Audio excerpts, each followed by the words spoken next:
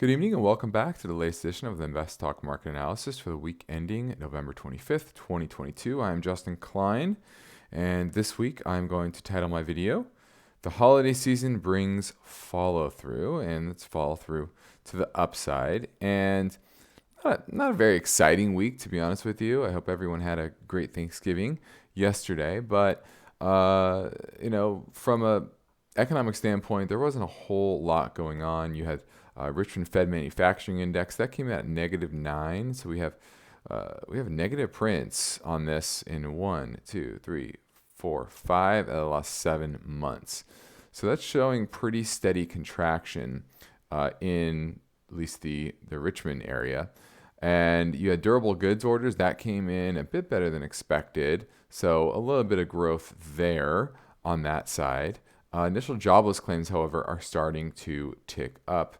Now, we had the pullback in the summer of these jobless claims, but you can see it's starting to march up again. And a lot of this, I'm sure, has to do with the layoffs at some of the large tech companies and just the economy, I think, heading into a recession early, middle part of next year.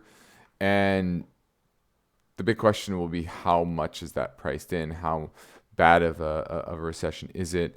I still in the camp it's going to be relatively mild, and a lot of it has to do with strength in industrial capacity and reshoring of manufacturing and things like that, which a lot of CEOs have been talking about. But we'll see. We'll monitor that as we go into next year. But right now we are in a holiday float mode, and so it shouldn't be surprising to see a little more upside in the markets. The Consumer Sentiment Index, that one ticked down just a bit after seeing gas prices come down throughout the summer. That's starting to dip. Maybe we're getting the holiday season. We'll see what that reason is. But the consumer is not quite as optimistic as they were back in October. Now, new single-family home sales that sold month over month up 7.5%. So you're going to say, that's weird. Why are new home sales up? A couple reasons. Mortgage rates. Mortgage rates are coming down. Let's look at that. Mortgage rates. Here we go. 30-year mortgage rate. Let's see where we're at now. As of last week, down to 6.58, and still pretty high, but off the peak of well north of 7. So off about 50 basis points. So, a little bit of relief in the rates. It's going to bring a few more buyers potentially into the market. And then remember, everyone's rate locked. So the volume of existing homes out there is still relatively low. And so the fact that the home builders are getting a little bit of traction with rates dropping a bit should not be shocking, because they're the big volume coming onto the market right now. And now the CME FedWatch tool, no real change for the week. We're still expecting 50 basis points in December, and then probably another 50 basis points in February. But I imagine this is actually going to be closer to here, maybe even 25 basis points or a full pause, depending on how the economic data flows through. And I think it will flow through weaker through the first part of next year. Now let's take a look at the S&P first off. And you had a solid week, right? This is a consolidation period last week. This week, a little bit of fall through to the upside. Not a dramatic breakout, but above that 382 retrace. Closed well above it 2 days in a row on the weekly chart here now. Into that 200-day, but once again, that's not going to be as good as resistance as it was the first time it hit it back in August. So I still expect it to go a bit higher and probably into this 4160 level on the S&P. And you can see here, let me move this over. See these blue lines? This is volume at price. And look how much more volume. So this is measuring how much volume was traded at that particular price. And what happens is that when you're rallying up into an area where there's a lot of volume, that means there's a lot of overhead resistance, a lot of potential supply on the market where people are going to go in and, hey, I'm back to even, I'm going to sell, and I'm going to move on, and maybe I'm going to go flat, and I'm just going to see how things go. And so that happens a lot, especially when you have this downtrend and you rally up into resistance. So obviously the first big spike is here right around about 4160 level. So it would not shock me to see that being the major resistance that we ultimately get to. Because this first resistance level around the 4,000 mark on the S&P, that was plunged through in about a week in consolidation. So ended up not being a very good resistance level. Now look at the NYSE. That one is up as well, but you're breaking above the 200-day moving average. Remember, the NYSE is broader. It has a lot of small caps in it. And that here is likely to attack the 618 retrace. Will probably be a bit of resistance as well. Now let's head over to the Russell. That one kind of consolidating here still. A bit weaker this week, but wouldn't shock me to see it attack this this breakdown bar. And that's really the big resistance is on a lot of these indices is when the market broke down in early September. Here it was. Or no, sorry, that was late August. There you go. Late August. And so that's going to be, and you see this is on the S&P where that big bar kind of breaks down. So I think that's the major resistance level we're going to have to contend with as we enter the month of December, which is next week. Thursday is the first day of December. Now let's take a look at our favorites, IWF to IWV. How's growth to value performing? Well, you're getting a little bit of bounce recently on growth versus value, but really not that much, to be honest with you, and just shows you the weakness in the growth side of the market in general. Now the VIX, this is probably the most bullish sign. Another breakdown here, and this looks like it wants to break to new lows, right? Since lowest level since what is this? April. If we do that, that's certainly bullish for the market, at least medium term. And look at the MACD. This is pretty negative. I think it would be pretty surprising if we don't break to new lows. So we'll see what that looks like next week. Now the 10-year, that had another drop here this week. This is bearish consolidation. The MACD is now below zero. This could be entering a more protracted downturn. But I think first major resistance or support is going to be right on this 340. And I think we get there probably by year end, but probably bounce around. I think we still are in a trading range to see where the future of rate policy will go. Now, short-term rates, here's the SHY. Short-term rates, we're down a little bit this week, but not a big story there. But what's interesting is this MACD. Look at the MACD. Oh, I didn't not want to do that. What did I do here? What happened? I pull this down.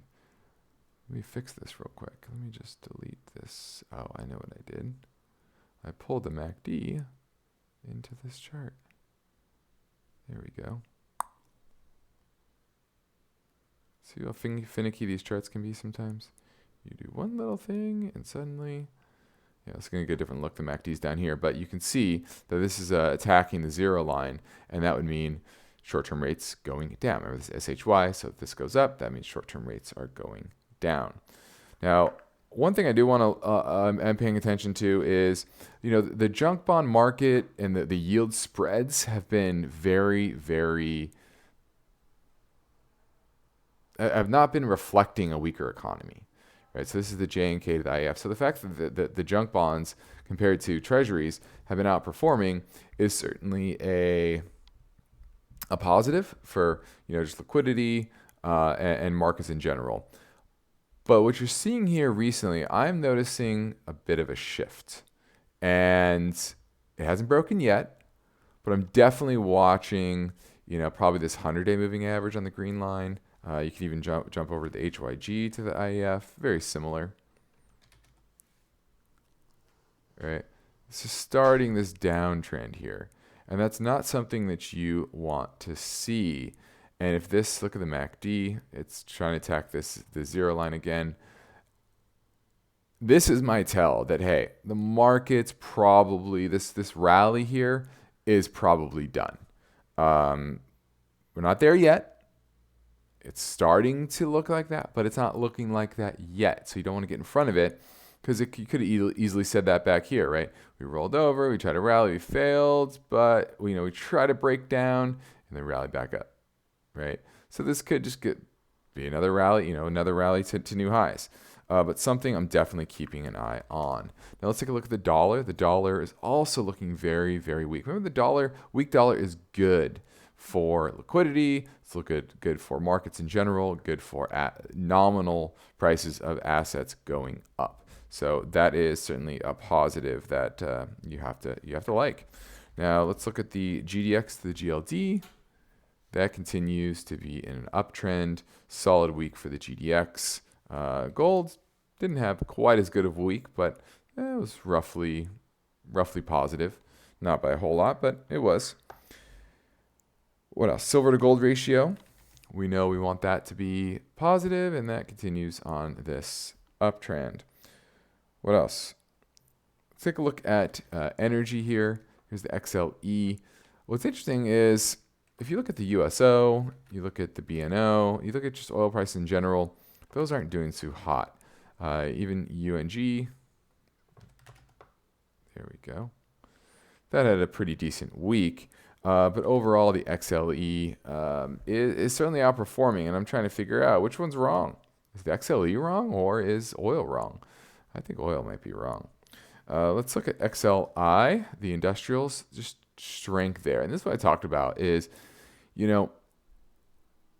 everyone's worried about this recession, worried about the economic slowdown, but underneath the surface, there's a lot of positive aspects to what's happening with corporations and our industrial base here in the US. There's a lot of CapEx spending on new equipment, new factories, etc.